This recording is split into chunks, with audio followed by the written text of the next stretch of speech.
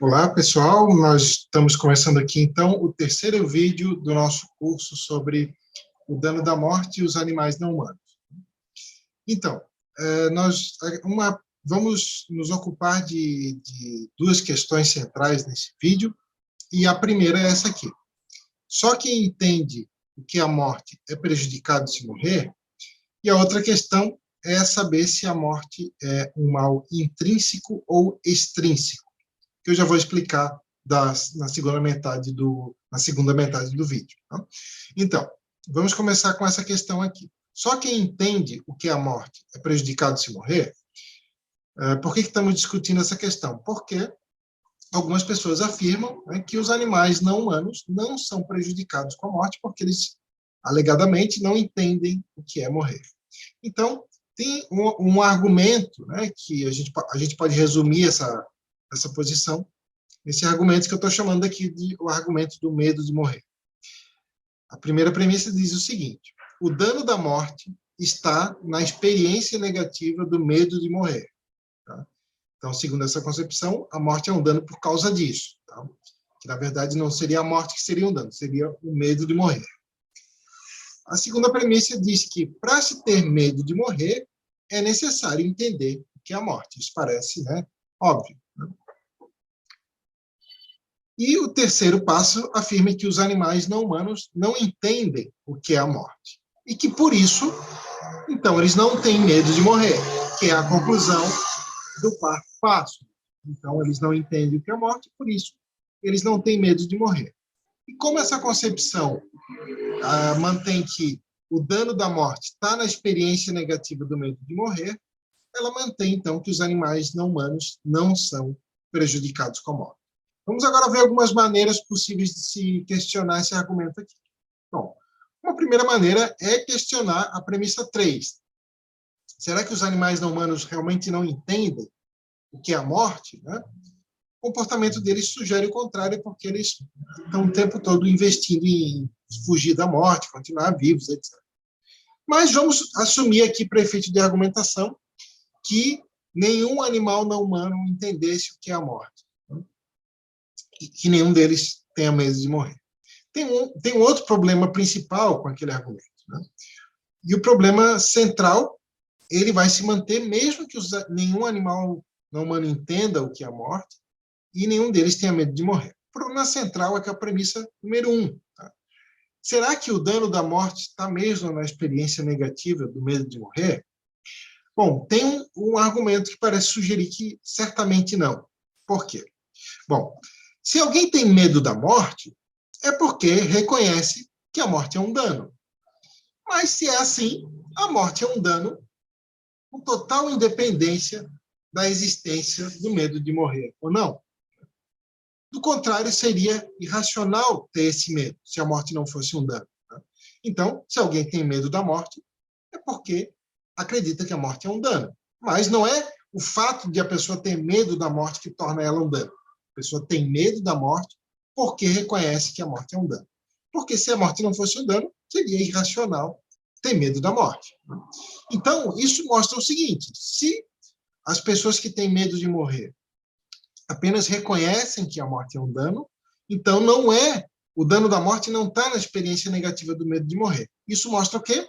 Que para alguém ser prejudicado com a morte, não é necessário ter medo de morrer. Né? Também não é necessário entender o que é a morte. Bom, então essas são as principais críticas àquele argumento, né, sendo essa última que a gente viu aqui, que é a crítica à premissa número 1, que é a principal.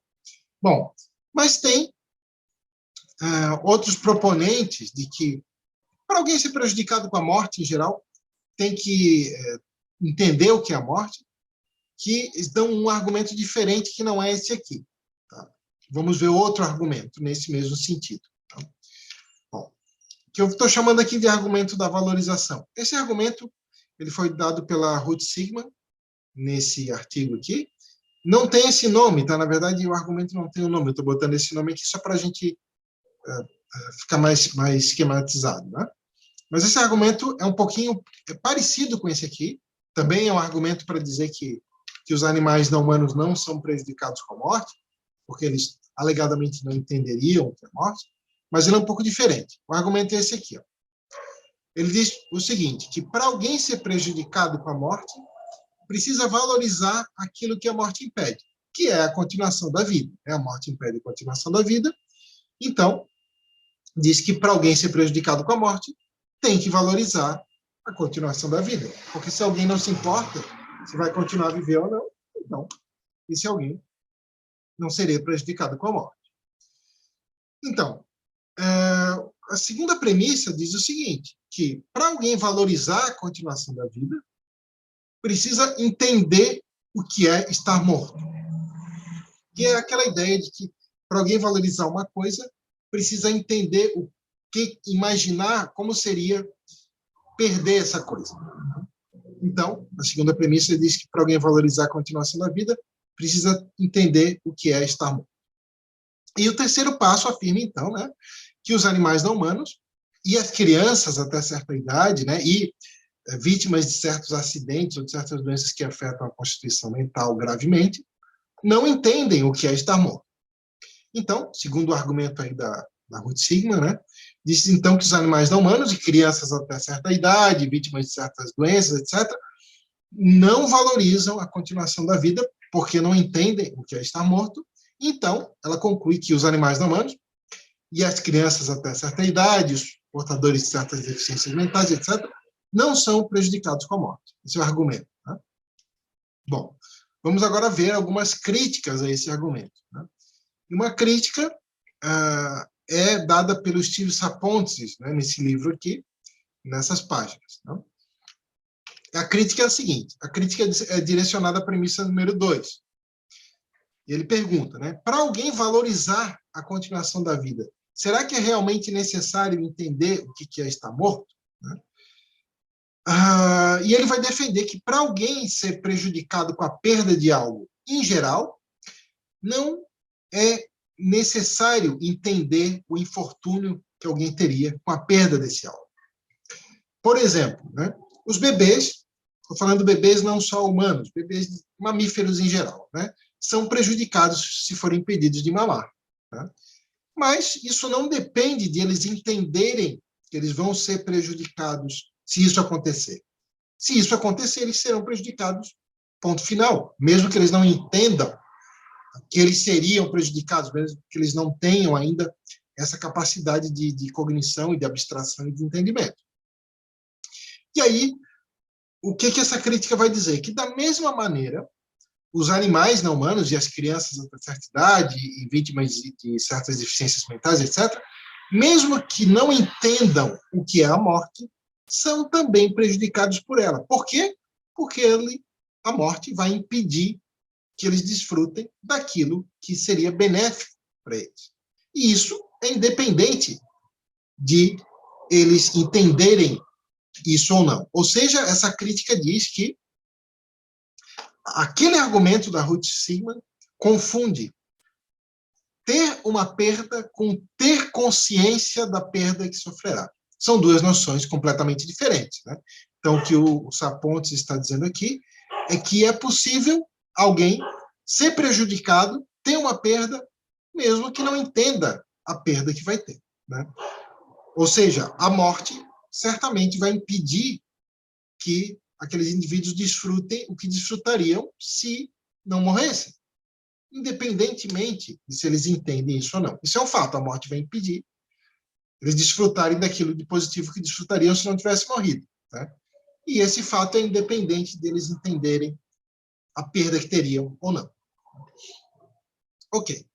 Então, discutimos a primeira questão desse vídeo, que é saber se, para alguém ser prejudicado com a morte, é necessário entender o que é a morte? Parece que não. Né? Mas agora precisamos perguntar o seguinte, a morte é um mal? Ela é um mal do tipo intrínseco ou extrínseco? Ou seja, o que está se perguntando aqui é se a morte é um mal intrínseco no mesmo sentido que é o sofrimento, por exemplo. O sofrimento é um mal intrínseco porque a presença do sofrimento é algo negativo em si. Estar sofrendo é ser prejudicado. Será que a morte é um mal desse mesmo tipo ou será que ela é um mal extrínseco? Ou seja, será que ela mesmo não é um mal, mas ela impede o desfrute de bens intrínsecos? Será que ela é um mal porque ela própria não é um mal, mas ela impede o desfrute das coisas que são positivas em si? Bom, vamos discutir isso. Tá? Só que antes disso, a gente precisa olhar para uma visão que é curiosa, que é a visão que diz que a morte não é um dano. Tá? Então, ou seja, essa visão aqui que a gente vai discutir agora, ela não está negando apenas que a morte seja um mal intrínseco, e está dizendo que a morte é um mal extrínseco. Não. Essa visão agora ela está dizendo que a morte não é um dano, a morte não prejudica ninguém. Tá? Que era a visão mantida pelo Epicuro, né? Um filósofo lá da antiguidade e tal. Então, a gente vai chamar de concepção epicurista da morte. Né? Então, tem aqui a referência. Claro que essa data aqui é da publicação, né? Porque ele escreveu lá na antiguidade e tal, não se sabe exatamente quando, né? Que é o escrito original. Mas a concepção epicurista é de que a morte não prejudica ninguém, que a morte não é um dano, até que, né, inclusive, o Epicuro argumentava, mostrando a posição dele, tentando fazer as pessoas perderem o medo da morte, dizendo, não, vocês não vão ser prejudicados de maneira alguma se vocês forem mortos. Ok. Mas não é só na antiguidade que essa visão foi defendida. Tem um autor que é um proponente da modernidade, né, dessa visão, que é o Sweets, né? Tem esse artigo que foi escrito em 2001, né? Não faz lá tanto tempo. Então, o que diz a visão epicurista da morte? Diz que a morte não é um dano, porque enquanto o indivíduo existe, a morte não existe. Mas aí, quando a morte chega, o indivíduo não existe mais. Né? No momento que a morte chega, o indivíduo não existe mais, então, que ambos nunca vão se encontrar. Então, veja que a visão epicurista da morte diz que a morte não é um dano, não por acreditar que existe vida após a morte. O Epicuro não acreditava em nada disso.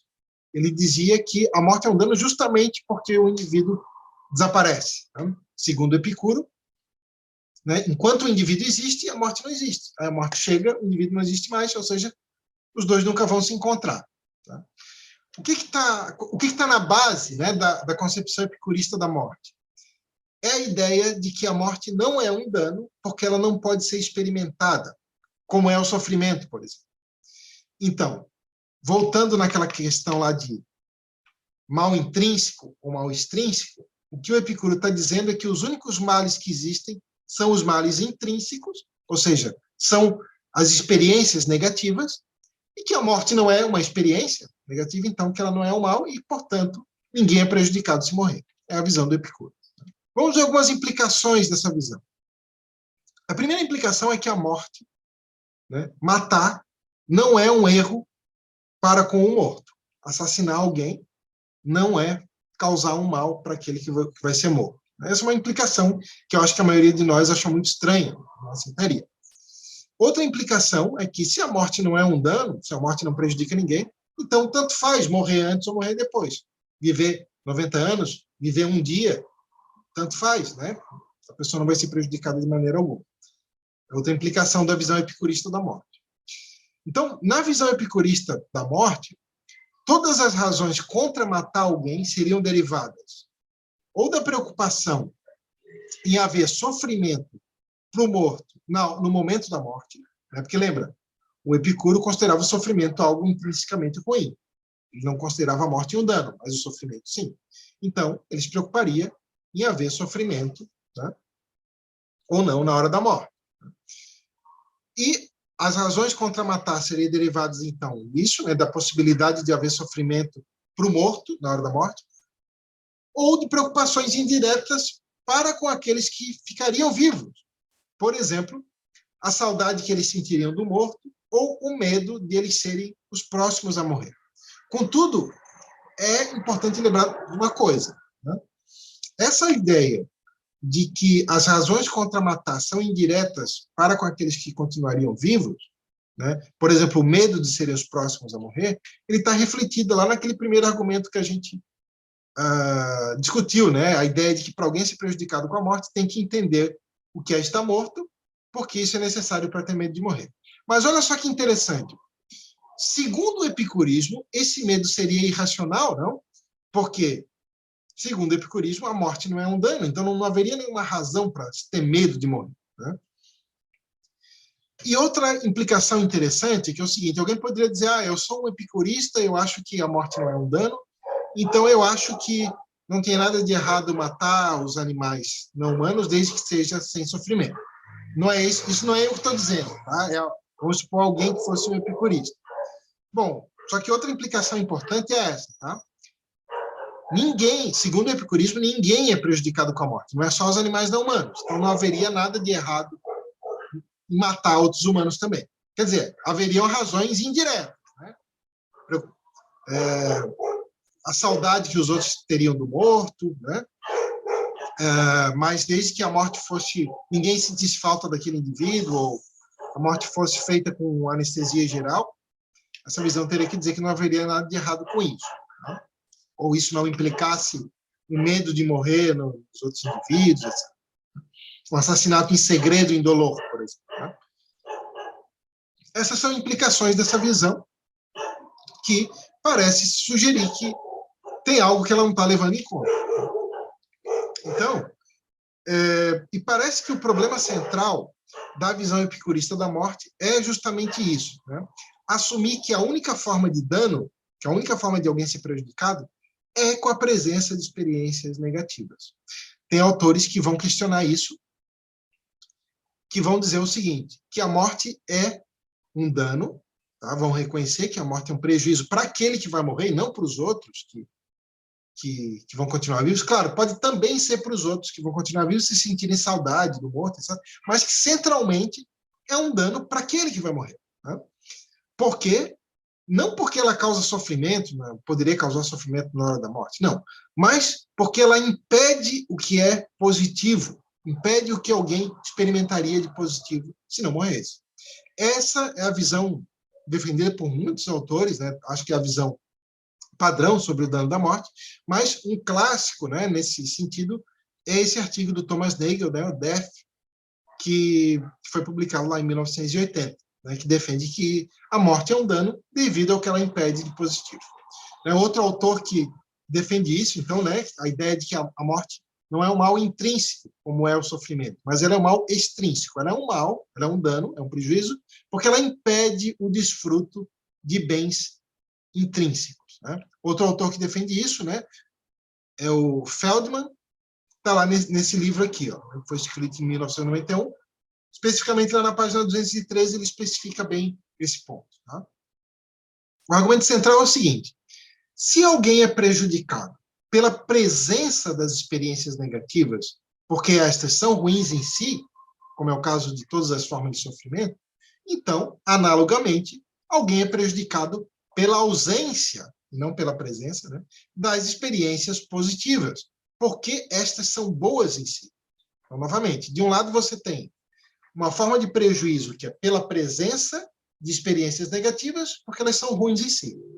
Do outro lado, você tem uma outra forma de prejuízo, que é pela ausência de experiências positivas, porque elas são boas em si. Ou seja, num caso, você é prejudicado pela presença do que é ruim, no outro caso, você é prejudicado pela ausência daquilo que é bom.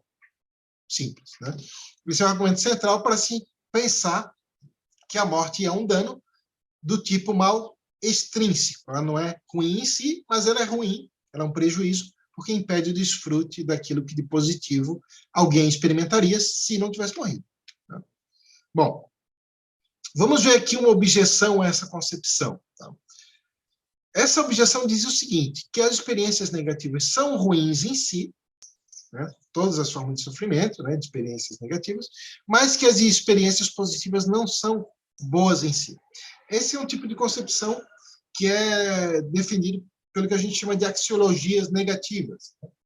As axiologias negativas são teorias do valor que defendem que existe aquilo que é ruim em si, mas que não existe aquilo que é bom em si. E que, digamos assim, o bom seria apenas a ausência daquilo que é ruim, né? Eliminar o sofrimento. Bom, qual é uma possível resposta que se daria a essa objeção? Né? Vai dizer o seguinte, que assim como ser negativo é uma característica intrínseca do sofrimento, ser positivo é uma característica intrínseca do prazer. Estou utilizando o termo prazer aqui num sentido amplo, para dizer respeito a qualquer experiência positiva, né, de alegria, de felicidade, de etc. Tá?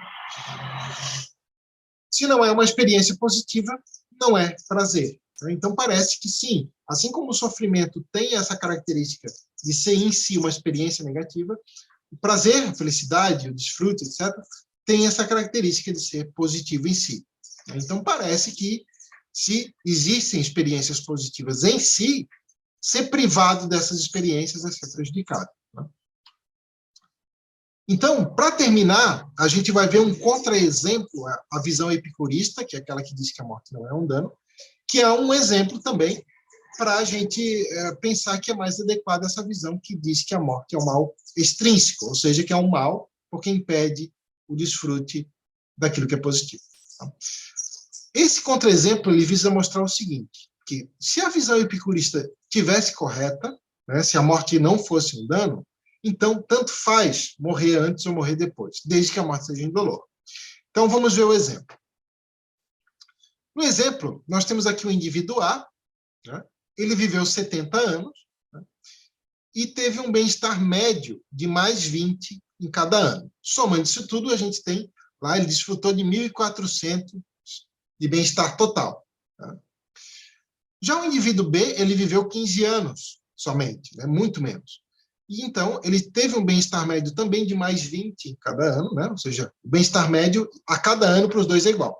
Mas como ele viveu só 15 anos, durante a vida inteira dele, ele teve só mais 300 de bem-estar total, somando isso tudo aqui. Bom, o que isso mostra? Né? Que se a tese epicurista, né, tivesse correta, a gente não poderia dizer que o B, porque ele viveu muito menos, que ele foi mais prejudicado com a morte do que o A. Né? Aliás, né, se a morte de ambos foi indolor, segundo a tese epicurista, a gente não só não poderia dizer que esse foi mais prejudicado com a morte do que esse, como a gente teria que dizer que nenhum dos dois foi prejudicado em grau algum com a morte. Nem se esse cara aqui tivesse vivido, não há 15 anos, mas um dia ou um segundo. Né? E isso parece estranho, né? E dá de explicar por que é estranho, por que é inadequado, porque a tese epicurista não leva em conta o quanto alguém foi privado de desfrutar de positivo. Né? Esse cara aqui, o B, foi privado de desfrutar algo de positivo numa quantidade muito maior do que o A. Né? O A desfrutou de uma quantidade de bem muito maior do que o B. Bom, o que esse exemplo sugere, então? Que é possível alguém ser prejudicado com a morte, mesmo se a morte for indolor, né? E é prejudicado por ser impedido de desfrutar aquilo que de positivo experimentaria se não tivesse morrido, e que é possível estimar o quanto alguém é prejudicado com a morte, mesmo se a morte for indolor. Né? Aqui a gente estima com base no quanto alguém já desfrutou e o quanto teria ainda pela frente para desfrutar. Então, já que a tese epicurista nega essas duas afirmações, né, porque como ela nega que a morte seja um dano, ela vai negar que é possível alguém ser prejudicado com a morte, mesmo se a morte for indolor, porque o epicurismo reconhece o prejuízo só na forma de sofrimento. E também vai negar, então, que é possível estimar o quanto alguém é prejudicado com a morte, porque se alguém nega que a morte é um dano, então, óbvio que vai negar que é possível estimar o quanto a morte prejudica alguém. Tá? Então, se essas afirmações aqui forem verdadeiras, se for possível estimar o quanto alguém é prejudicado com a morte, e se a morte é um dano, mesmo se for indolor, né? Não estou dizendo em todos os casos, né? É possível que em alguns casos a morte não seja um dano. Só estamos afirmando aqui que tem casos onde a morte é um dano. Né? Então, se é possível alguém ser prejudicado com a morte, mesmo que a morte for indolor, e se for possível estimar o quanto alguém é prejudicado com a morte, já que a tese epicurista nega essas duas afirmações, se essas afirmações forem verdadeiras, então a tese epicurista está equivocada. Né? Não é uma visão adequada do dano da morte. Então, qual é a conclusão? Né? Se isso tudo aqui estiver correto, então a morte é um mal do tipo extrínseco, ou seja, não é um mal intrínseco como é o sofrimento, mas é um dano porque impede o desfrute de bens intrínsecos. Isto é, a morte, se ela é um dano porque impede o desfrute daquilo que é positivo em si. Entre os autores que concordam que a morte é um mal extrínseco, ou seja, que ela é um mal porque impede o desfrute daquilo que é positivo, tem discordância sobre quais seriam esses bens intrínsecos que ela impediria. Ou seja, existe discordância sobre quais seriam essas coisas positivas em si que a morte impediria, e por causa disso vai haver discordância sobre quais são as condições em que alguém é prejudicado com a morte e quais as condições em que alguém não é. Isso tudo a gente vai ver aí no próximo vídeo. Tá? Vamos começar a ver 3 concepções que concordam que a morte é um mal devido ao que ela impede de positivo, mas discordam quais seriam essas coisas positivas que a morte impediria. Tá? Então, é isso. Até o próximo vídeo. Um abraço.